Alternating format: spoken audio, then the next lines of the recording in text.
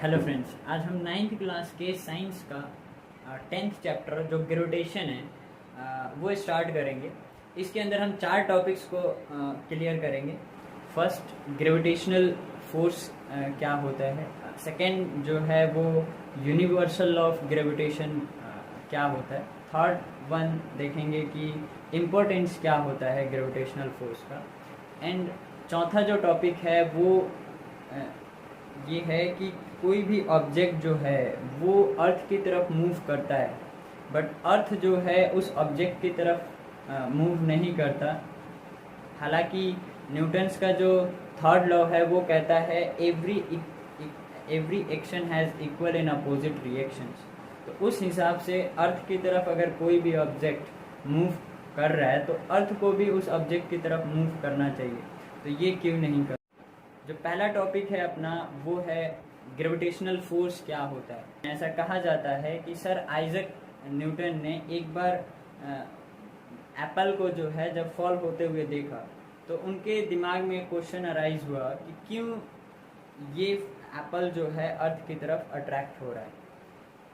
तो इसके ऊपर उन्होंने तब से ऐसा कहा जाता है कि तब से उन्होंने स्टडी करना स्टार्ट किया इस फिनोमेना के ऊपर कि क्यों कोई भी ऑब्जेक्ट जो है अर्थ की तरफ अट्रैक्ट होता है। तो अल्टीमेटली उनको पता चला इस पूरे यूनिवर्स के अंदर हर एक ऑब्जेक्ट जो है एक दूसरे को एक फोर्स से अट्रैक्ट करता है। ग्रेविटेशनल फोर्स जो है वो उसका इम्पोर्टेंस क्या है। तो इसका नंबर 1 इम्पोर्टेंस ये है कि हम अर्थ के ऊपर जो है टिके हुए हैं। ग्रेविटेशनल फोर्स की वजह से ही हम अर्थ के ऊपर जो है टिके हुए हैं। सेकेंड जो चीज़ है, जितने भी प्लानिटरी मोशंस हैं वो अर्थ ग्रेविटेशनल फोर्स की वजह से ही गवर्न करते हैं। सन के अराउंड जो है ना घूम रहे हैं, वो सन उन सभी प्लैनेट्स के ऊपर जो अपने अपने ऑर्बिट्स के अंदर मूव कर रहे हैं वो ग्रेविटेशनल फोर्स की वजह से ही उस एलिप्टिकल ऑर्बिट में मूव कर पा रहे हैं। अदरवाइज अगर ऐसा हो कि वो किसी वजह से सन जो है वहाँ से वैनिश हो जाता है, सन वहाँ से हट जाता है, तो वो सारे जो एलिप्टिकल ऑर्बिट्स के अंदर मूव कर रहे हैं वो एलिप्टिकल ऑर्बिट में ना मूव करके जिस पॉइंट के ऊपर वो वैनिश होगा, सन का जो ग्रेविटेशनल पुल है वो ख़त्म होगा, उस पॉइंट से वो स्ट्रेट लाइन में मूव करना स्टार्ट कर जाएंगे जितने भी प्लैनेट्स हैं। अर्थ भी मूव कर रहा है सन के अराउंड इस वजह से क्योंकि उसके ऊपर ग्रेविटेशनल पुल लगे। टाइड्स वगैरह जो सीज वगैरह के अंदर देखे जाते हैं वो भी मून के पुल की वजह से ही देखे जाते हैं। वहाँ पे मून जो है, मून का जो ग्रेविटेशनल पुल है उसकी वजह से सीज के अंदर टाइड्स वगैरह देखे जाते हैं। अब जो लहरें वगैरह होती हैं वो चीज़ें देखी जाती हैं उसके अंदर। ठीक है, यूनिवर्सल ऑफ ग्रेविटेशन क्या होता है वो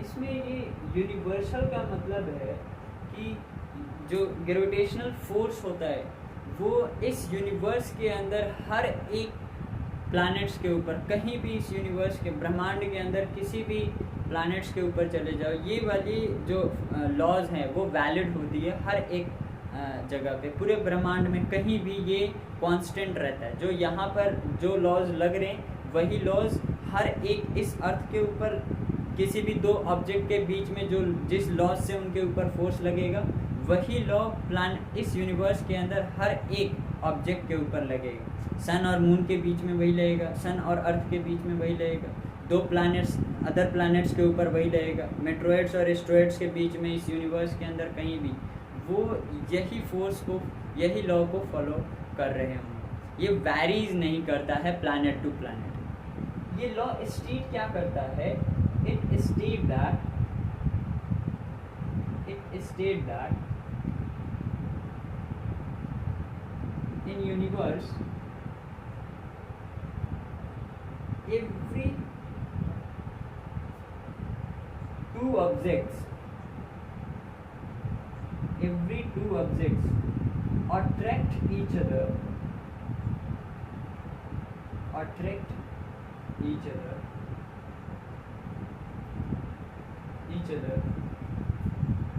with a force, with a force. अब ये जो फोर्स होता है, ये जो फोर्स है, ये कितना फोर्स, ये तो बता दिया कि हर एक ऑब्जेक्ट एक दूसरे को अट्रैक्ट करेगा इस यूनिवर्स के अंदर एक दूसरे को, बट ये जो फोर्स होगा वो कितना होगा, ये यूनिवर्सल लॉ के अंदर बताया जाएगा। With a force which is directly proportion to, which is directly proportion to product of their masses,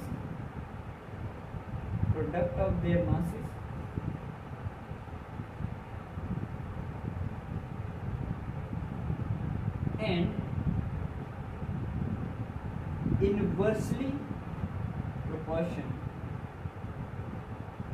to square of separation between them।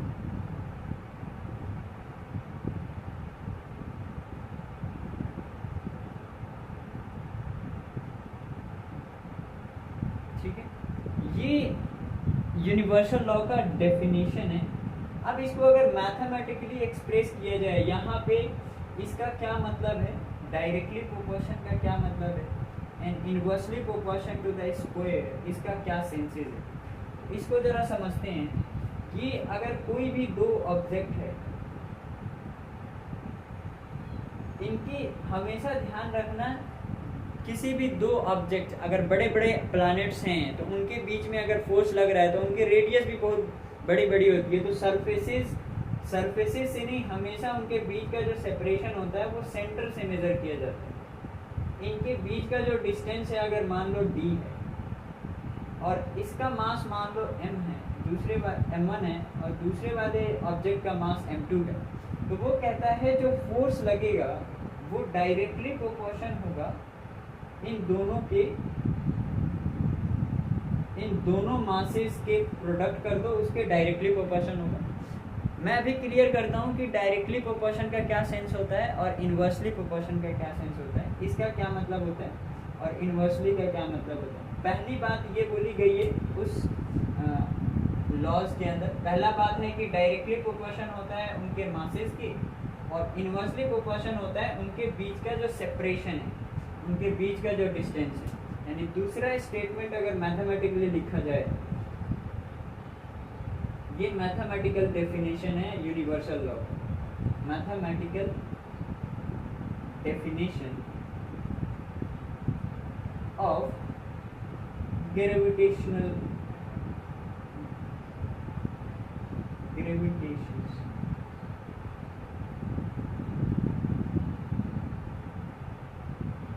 ये स्टेटमेंट थी, उसी स्टेटमेंट को मैथमेटिक्स के अंदर कैसे लिखा जाएगा, वो ऐसे लिखा जाएगा। इनवर्सली प्रोपोर्शन होता है उनके बीच के सेपरेशन के स्क्वायर, यानी ये सेकेंड इक्वेशन। ठीक है, अभी मैं क्लियर करता हूँ कि ये डायरेक्टली प्रोपोर्शन और इनवर्सली प्रोपोर्शन का क्या सेंस होता है। ये वैसे इस छोटी क्लास के मैथमेटिक्स के अंदर आपने पढ़ा था कि डायरेक्टली प्रोपोर्शन का क्या मतलब होता है। यहाँ पे दो क्वांटिटीज हैं, एक इनके प्रोडक्ट हैं दोनों मासेस का और एक है फोर्स। तो ये कहता है इस डायरेक्टली प्रोपोर्शन का मतलब होता है कि अगर पहली वाली क्वांटिटी अगर बढ़ रही है तो दूसरी वाली क्वांटिटी भी बढ़ेगी। यहाँ पे ये दोनों मासेस अगर मान लो दो ऑब्जेक्ट है और दोनों ऑब्जेक्ट का अगर मास इंक्रीज कर दिया जाता है तो उनके बीच का फोर्स भी इंक्रीज हो जाएगा। ठीक है, तो डायरेक्टली प्रोपोर्शन का मतलब यही होता है कि एक चीज़ अगर बढ़ाओ तो उसके ऊपर जो डिपेंडेंट क्वांटिटी है वो भी अगर इंक्रीज करेगी। तो मतलब अगर दो ऑब्जेक्ट हैं, इन दोनों ऑब्जेक्ट का मास अगर इंक्रीज करते हो, इनके प्रोडक्ट का मासेस का जो प्रोडक्ट है अगर वो इंक्रीज होती है तो फोर्स भी इंक्रीज होगा। इनवर्सली प्रोपोर्शन का सेंस होता है कि यहाँ पे भी दो क्वांटिटीज है, एक उन दोनों के बीच का डिस्टेंस है और दूसरा जो है फोर्स है। तो ये कहता है कि अगर उनका फोर्स अगर आप इंक्रीज करोगे, अगर उनके बीच का सेपरेशन अगर आप इंक्रीज करोगे, किसी भी दो ऑब्जेक्ट के बीच का सेपरेशन इंक्रीज करोगे, तो उनके बीच का जो फोर्स लग रहा होगा ग्रेविटेशनल फोर्स, वो डिक्रीज करेगा। और डिक्रीज भी देखो किस सेंस में कर रहा है, यहाँ पे इनवर्स स्क्वायर लॉ है। तो इनवर्स स्क्वायर लॉ का जरा हम सब यहाँ पे जरा देखते हैं, इनवर्स स्क्वायर का क्या मतलब होता है। यहाँ पे पहले इसको हम देख लेते हैं, इन दोनों को कंबाइन करने के बाद क्या बनेगा। कंबाइनिंग ये दो इक्वेशंस को अगर आप कंबाइन करते हो, तो जो फोर्स बनता है वो directly proportion to mass m1 m2 upon में D square, inversely proportion to D square. अब ये तो प्रोपोर्शनलिटी साइन है, इसको अगर आप रिमूव करोगे तो क्या आएगा, यहाँ पे इसको हटाने के बदले यहाँ पे इक्वलिटी का साइन लगा, और उसके लिए हमें एक ग्रेविटेशनल कांस्टेंट देना पड़ता है जो कैपिटल जी होता है, m1 अपॉन में m2 अपॉन में डी स्क्वायर। अब ये मैं नेक्स्ट लेक्चर में कंप्लीट करूंगा कि ये कैपिटल जी यहाँ पे क्यों दिया जाता है। ग्रेविटेशनल, ये वाली जो चीज़ है ये ग्रेविटेशनल कांस्टेंट होता है, यूनिवर्सल ग्रेविटेशनल कांस्टेंट। यूनिवर्सल इस वजह से क्योंकि जी, कैपिटल जी की वैल्यू अर्थ के ऊपर कोई भी दो ऑब्जेक्ट है, उनके बीच में जो फोर्स लग रहा है, वहाँ पे जो जी की वैल्यू ली जाएगी वही यूनिवर्स के अंदर किसी भी प्लैनेट के ऊपर ली जाएगी। लेकिन जो स्मॉल जी होता है उसकी वैल्यू वैरी करती है प्लैनेट टू प्लैनेट, इस वजह से वेट भी चेंज होता है ऑब्जेक्ट का प्लैनेट टू प्लैनेट। लेकिन जो ये कैपिटल जी है यानी ग्रेविटेशनल कांस्टेंट है, इसकी वैल्यू हमेशा फिक्स रहती है। इसकी जो वैल्यू होती है वो होती है 6.7 10⁻⁻11। ये होगी आपकी न्यूटन मीटर स्क्वायर पर केजी स्क्वायर। ठीक है,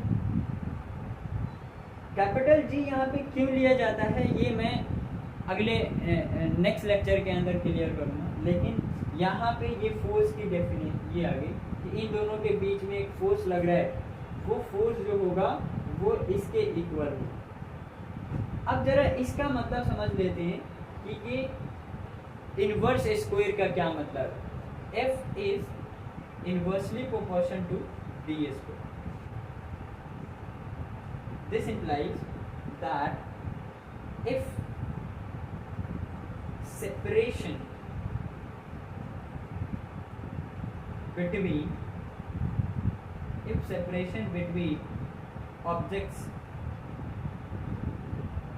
increases by a unit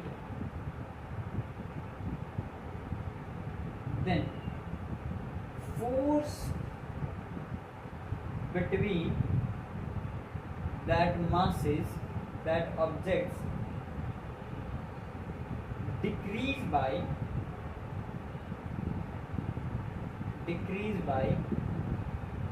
1 upon में a स्क्वायर, यानी कि decrease by A square times,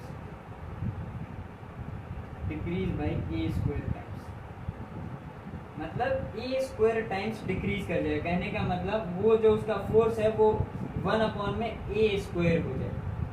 example के तौर पे अगर मान लो इनके दो मासेस थे, एक मासेस m1 m2, इनके बीच का जो सेपरेशन है अगर मान लो d था और इनके बीच में जो फोर्सेस लग रही थी वो फोर्सेस अगर F लग रहा था, तो अगर इनके बीच का सेपरेशन इंक्रीज करके हम डबल कर देते हैं,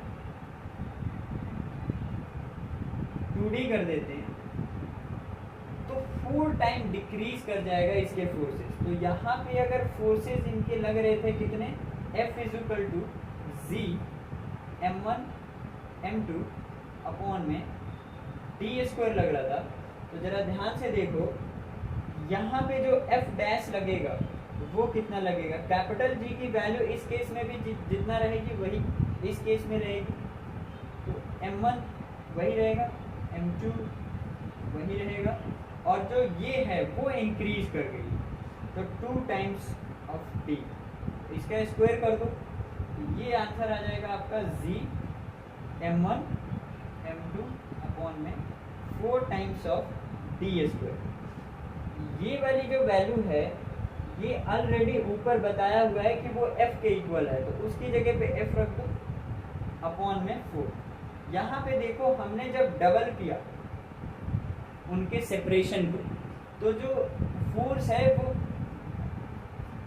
फोर्स जो है उसका 4 गुना यानी 2 का स्क्वायर। मैंने यहाँ पे जनरली बताया अगर a यूनिट से आप इंक्रीज करते हो, a यूनिट से 8 टाइम्स करते हो, a यूनिट मत बोलो 8 टाइम्स करते हो, तो जो डिक्रीज होता है वो इतना टाइम्स हो जाता है।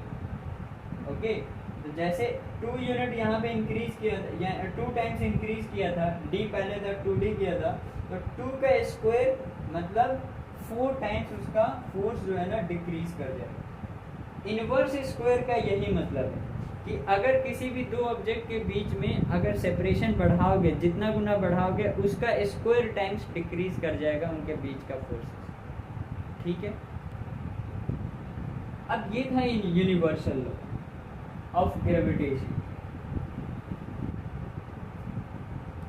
ये क्वेश्चन आ रहा है, न्यूटन का थर्ड लॉ कहता है कि हर एक ऑब्जेक्ट जो है वो न्यूटन का थर्ड लॉ कहता है कि for every action there is equal and opposite reaction.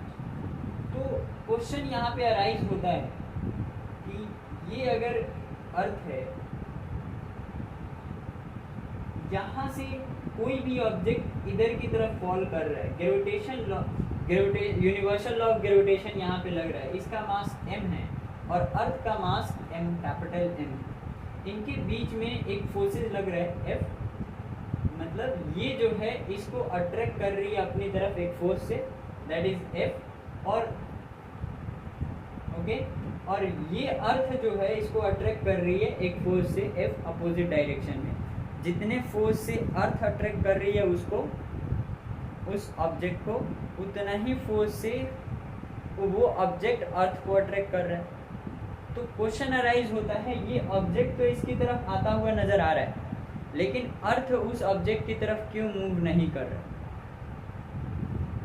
तो इसका देखो जरा, मैं मैथमेटिकली इसको दिखाऊंगा कि क्यों ये अर्थ जो है उस ऑब्जेक्ट की तरफ आता हुआ नजर नहीं आ रहा। न्यूटन लॉ के हिसाब से तो इसको भी ऊपर जाना चाहिए था, जितना फोर्स वो लगा रहा है उतना ही फोर्स इसके ऊपर भी लग रहा है, तो ये भी उधर मूव करना चाहिए था, अर्थ को भी उसकी तरफ मूव करना चाहिए था, लेकिन ये मूव करता हुआ हमें प्रैक्टिकली नज़र नहीं आता।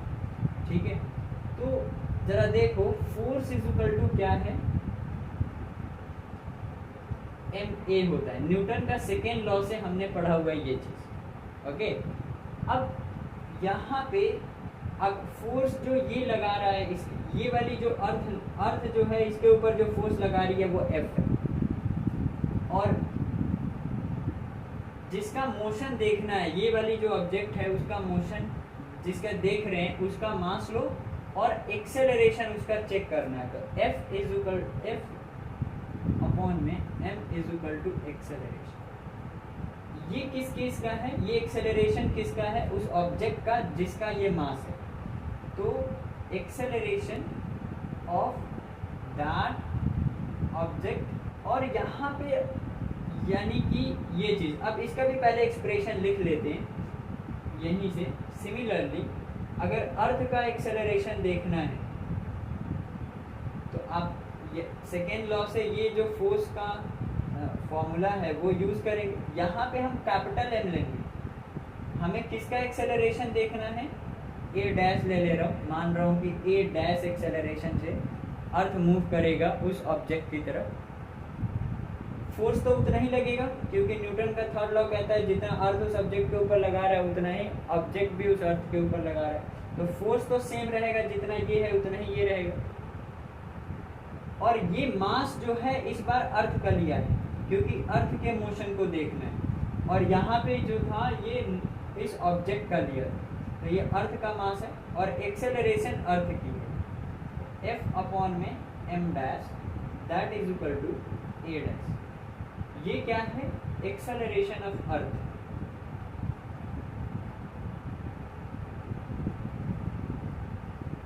जरा यहाँ पे देखो, ऊपर वाली जो क्वांटिटी है इन दोनों के अंदर तो सेम है। डिनोमिनेटर के अंदर यहाँ पे है ऑब्जेक्ट का मास, जो कि अर्थ के कंपेयर में बहुत छोटा मास हो। कोई भी ऑब्जेक्ट जब फॉल करता है तो इस केस में अर्थ के कंपेयर में वो ऑब्जेक्ट बहुत ही छोटा होता है। तो यहाँ पे देखो जरा, एक्सेलरेशन जो है वो इनवर्सली प्रोपोर्शन है किस चीज के? मास के। इसका मतलब ये होता है कि अगर मास इंक्रीज होगा तो एक्सेलरेशन बहुत घटेगा, जितना ज़्यादा मास इंक्रीज होगा एक्सेलरेशन उतना ही ज़्यादा घटेगा। अगर फोर्स कांस्टेंट है तो इन दोनों के केस में फोर्स कांस्टेंट है, तो मास अगर बढ़ाओगे तो एक्सेलरेशन घटेगा। तो यहाँ पे इन दोनों के केस में ये फोर्स कांस्टेंट है, ये वाला मास इसके कंपेयर में बहुत ज़्यादा है। जो अर्थ है उसका मास एज कंपेयर टू वो ऑब्जेक्ट का मास बहुत ज़्यादा है। तो ये मास जो है ज़्यादा होने की वजह से ये बहुत ज़्यादा है, तो ये एक्सेलरेशन जो है बहुत कम होगा। अब इतना कम होगा कि ये इसको जो है ना नेग्लिजिबल माना जाएगा उसके ऑब्जेक्ट में। जितना फोर्स है अगर आप मास से उसका डिवाइड कर दे रहे हो तो उसका जो एक्सेलरेशन है वो हमें अपीयर नहीं होता है, उसको मानेंगे नहीं कि वो मूव कर रहा है उसकी तरफ, इतना कम हो, लगभग ना के बराबर। तो इसका रीज़न यही है कि क्यों मूव नहीं करता है कोई भी ऑब्जेक्ट उसकी तरफ, क्योंकि मास जो है अर्थ का बहुत ज़्यादा है और मास इनवर्सली प्रोपोर्शन होता है एक्सेलरेशन के। तो मास जितना ज़्यादा रहेगा उतना ही कम जो है उसकी एक्सेलरेशन होगी, और बहुत ज़्यादा जब कम एक्सेलरेशन होगी तो हम उसको नेग्लेक्ट कर देंगे। इस वजह से हमें अपीयर भी नहीं होता है कि अर्थ जो है उस ऑब्जेक्ट की तरफ मूव करे।